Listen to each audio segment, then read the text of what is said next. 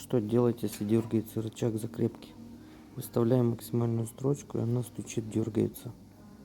Дергается данный рычаг закрепки. Либо слышен какой-то шум. Вот, слышно стучит. Слышно стучит.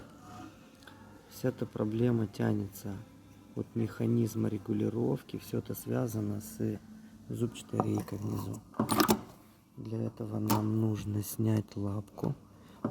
Полностью снять лапку, чтобы мы видели положение зубьев.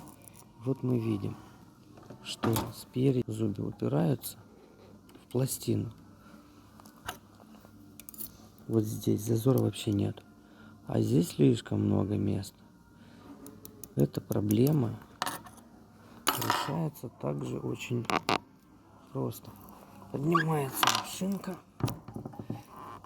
И за счет вот этого механизма, вот машинка, вот этот механизм нужно выставить правильно. У зубчатой рейки прорези. И смотрим, прокручиваем. Раз, сейчас уже слишком много спереди. Надо ее немножко назад. Тем самым выставляем одинаковое расстояние между ними. Ну, посередине, скажем так.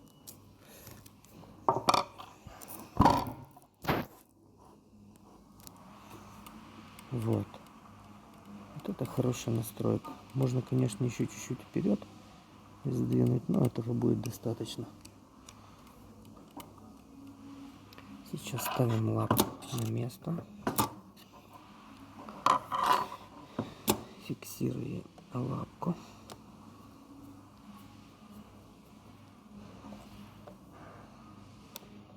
Есть.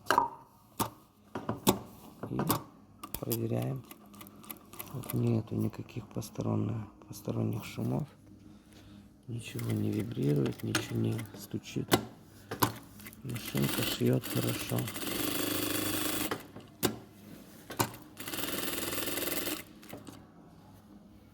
Кстати, если надо отрегулировать шаг, есть видео, как это делается. Бывает такое, что здесь у нас максималка установлена, а шаг мелкий. У меня есть видео, показывается, как решается этот вопрос.